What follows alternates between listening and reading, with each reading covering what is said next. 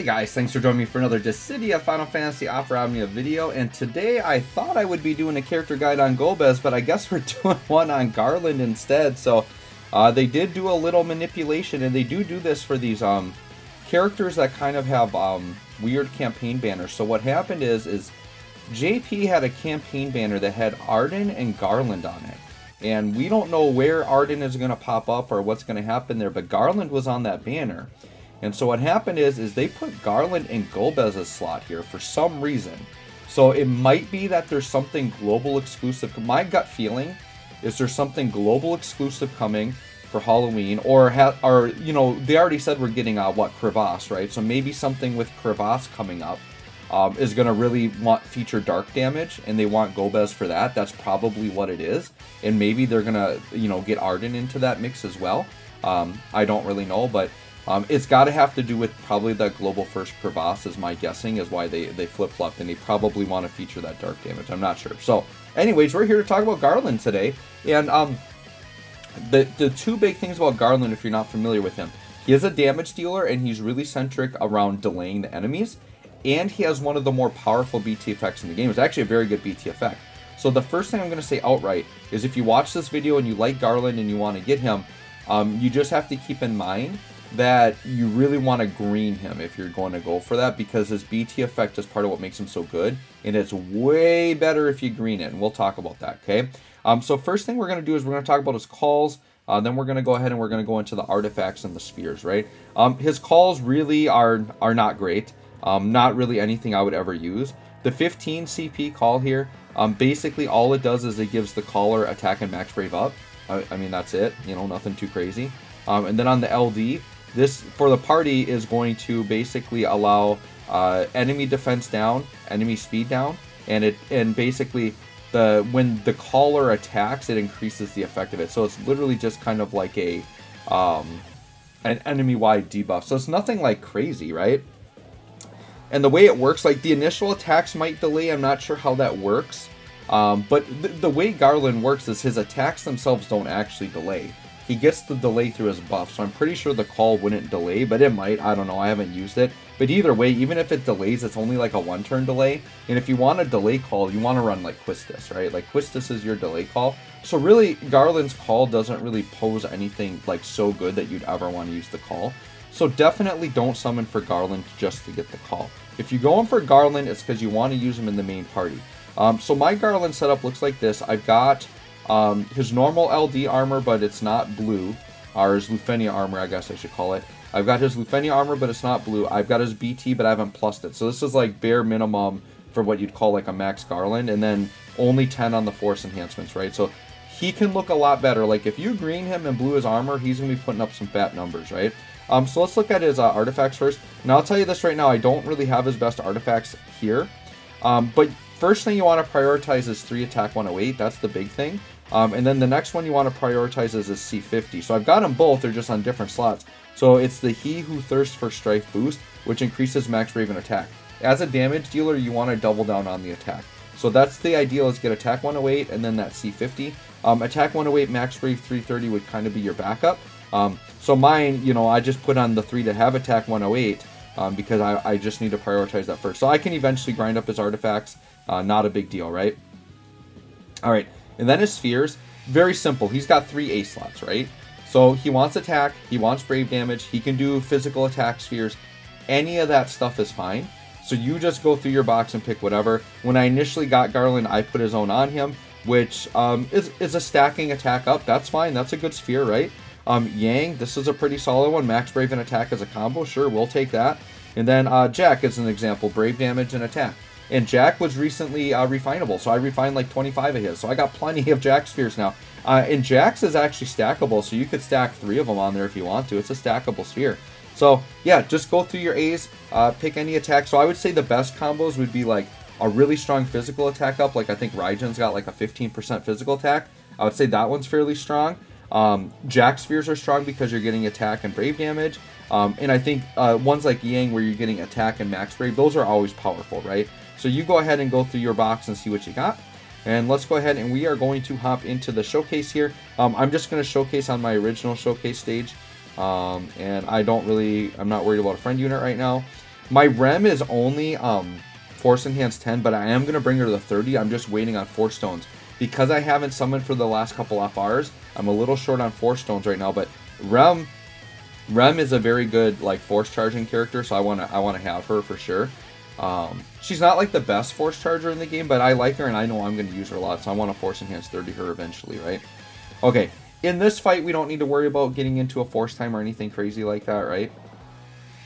Alright, so let's go ahead and let's start with a quick prayer on Garland. Get him a few turns right away. Looks good to me, and we'll go ahead and do this. Okay. Alright, so there's a couple things we just need to note about Garland right away. The first thing is he has an overhead buff. You want to maintain this one. Let me just go in here. So he's got a couple of very important buffs. So this Chains of Time, you want to maintain that because this basically, anytime he does HP damage, he's going to get a follow-up. And he wants the follow-ups to be doing more impressive damage, okay? So that's the one thing that you want to maintain. The other thing you want to maintain is the Soul of Conflict buff, which you don't see it on right now. We'll have to apply that. As long as you are kind of just spamming his attacks, you'll upkeep it. Most of his attacks will apply Soul of Conflict. Actually, all of his attacks apply Soul of Conflict except the actual BT attack. So as long as you're using everything else, you're good. Now, what I recommend you do is you start with the EX, because the EX is going to apply it. Now, Soul of Conflict is a very short-term buff. So like the EX is only going to give you a two-turn buff of it. The 15 and 35 only do it for 1 turn. And then the LD does it for 2 turns. But because you're constantly spamming it, it will stay up. And the way it works with the EX is it's going to apply the buff before he does damage. So what Soul of Conflict does, so let's use the EX and I'll kind of explain what's happening here. So he's going to do damage, and what's going to happen is it's going to do an AoE delay to the enemy. So you'll see this happen here. Okay, and then you should get the Chains of Time follow-up. So that's a bonus attack, and that's from the overhead. Okay, so pretty good damage there, right? But he needs that follow-up attack to really help the damage out. So what happened there is his EX is very simple. It just does that big AoE attack. But what it did is it applied Soul of Conflict before he started attacking. And then Soul of Conflict basically makes any of his attacks delay by 1 turn. Soul of Conflict also gives him an attack up and an overflow stolen up. So you really want to make sure you're maintaining Soul of Conflict. So now if we look at him, Soul of Conflict is at 3 turns, so it got extended, which is really nice. So they just stack and add turn counts onto it. So it's going to keep getting more and more turn counts. So let's go ahead now and look at his regular attacks. I would say Round Edge out of his 15 to 35 is probably the one you're going to use more, because this is like an AoE attack. So let's go ahead and do that. And because we have Soul of Conflict, you see it just did an AoE delay, 1 turn delay. They're very small delays, but they're constant, right? So this also gives him another buff called Soul of Chaos. Now Soul of Chaos is a stacking buff, and it gets 5 stacks at max, which I believe we already have, yeah. And so this one actually adds 3 stacks to it, so it stacks up really, really good, right? And you get Soul of Conflict when you break. Specifically, you get a stack of Soul of Conflict back there when you break.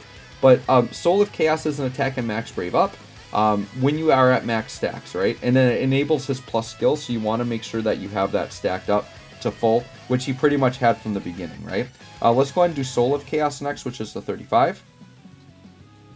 Actually, I probably could just go into his BT phase. So you can see just a single delay there. It's single target. Okay, and pretty okay damage. Once again, there's a lot of damage on the table because my Garland could be buffed a lot more, right? And then that also does Soul of Chaos and Soul of Conflict when breaking. So once again, we're getting all of those buffs there. Now you can see Soul of Conflict is down to 1. It didn't get extended on those because we didn't break, right? So if you're getting to the point where you're worried about it, I'll show you something you can do. Let's swap turns in the Garland. Okay.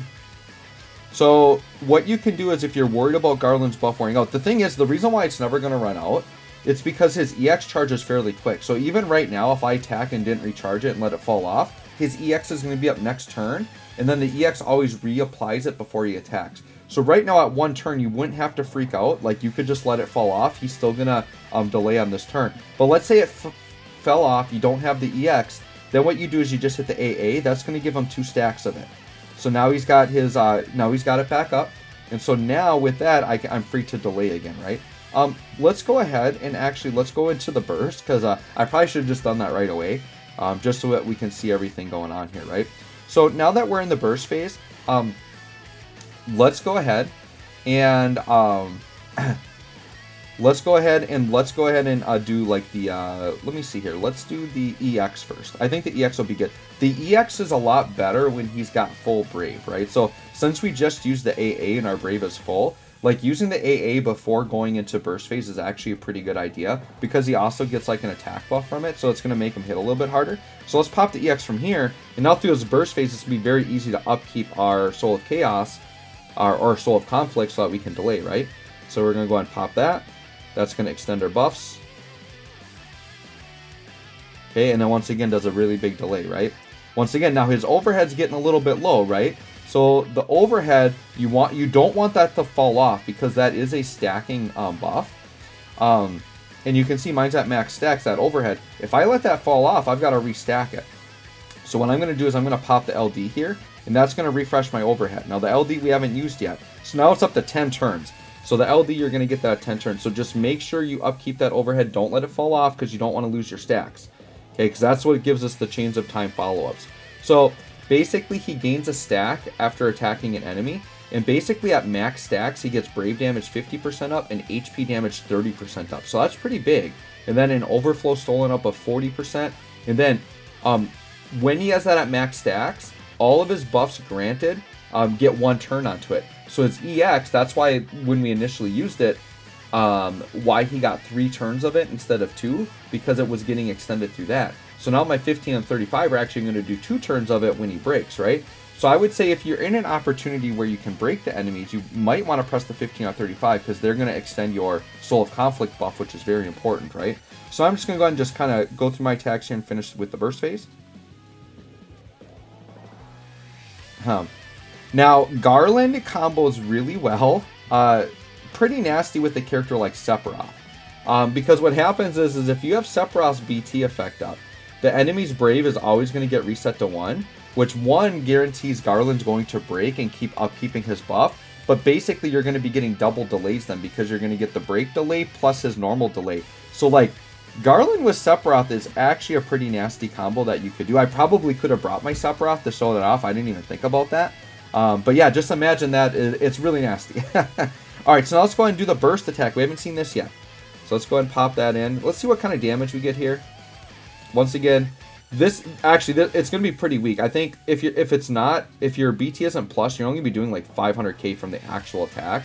You normally do like a mil plus with it, right? So, you know, pretty weak burst phase compared to these other characters, but that's fine. Once again, mine's not nearly maxed out or anything. So what we get from the burst, and this is why his burst effect is so important. So it does a big attack there, right? And then what happens is my burst effect is only 6 turns, but if it's green, it's 8 turns, right? And then what happens is, after every ally turn, it's a stacking buff, okay? And so what you want, and notice how we just have, because we delayed the enemy so much, look at how we have just like 500 turns, right? So what happens is let's just let Rem take a turn. We'll just like let my allies take a turn, and you'll see after each turn that burst effect buff is going to increase. So it's at 2 stacks, now it's at 3 stacks, right? So I can just like spam with Rem here just to show the stacks. Sure. Okay, so now it's going to go up to 4 stacks if you look at the burst effect. And I believe it maxes at 5 stacks. Let's do it again. So this is great to like use some turn hogs or something to get that stacked up because you don't want his burst effect wearing off. Alright, so now we're at max stacks at 5.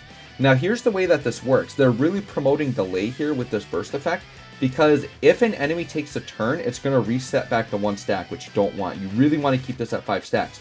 So if you're going to run Garland with this burst effect and want to use it effectively, once you come out of that burst, you want to heavily delay, you want to no turn, you want to delete turns, whatever you can do to stop the enemies from getting a turn because you want to keep this at 5 stacks.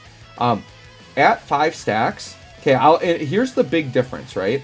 So if you don't have the green BT, right, at 5 stacks, it's Brave damage 50% up, HP damage 30% up, Brave damage limit 40% up, okay? And then Overflow Stolen up 40%.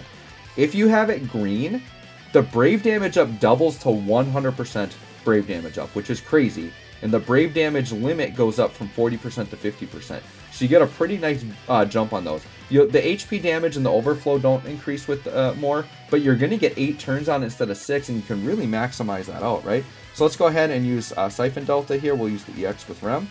So basically, it's just a very powerful aura BT, which is very unique for like a damage dealer to have like a really good aura burst effect, right? So Garland's always been known as having one of the better burst effects in the game, but it's really understanding how his delay works and understanding how that burst is a stacking buff that you really want to keep the enemies pushed back, right? So now we look at Garland. Soul Conflict's at 3, so I'm free to just push whatever button. Okay, it's going to go down to 2 here because we didn't break an enemy, but we're delaying, right? And here's the thing. If I combo with like Rem, I could just sit here and swap turns with Garland, right? This could be a nasty combo. Actually, Rem, Garland, Sephiroth. That actual team could be nasty because Sephiroth lays on the BT effect, and then Rem could just jump between herself and Garland and like just delay like crazy, right? Pop the EX. I'm going to upkeep my buff here. It's going to go up to 3 turns. Once again, I'm just going to delay. And basically with this setup, like I'm just pushing the enemies off the screen. Like we're not going to see their turn for a while because Garland is just delaying every time he goes, right? So anyways, guys, there you go. That's Garland. Something to keep your eye out though. You know, around probably Christmas time, early January, Garland's going to take his helmet off and he's going to be a lot better character. So keep your eyes out for our boy Jack Garland coming up in a little bit. But for now, Garland's a pretty good character, so if you like him, go ahead and go for him, but I recommend you green him if you're going to do that, right? So anyways, guys, thanks for watching. We'll catch y'all on the next one.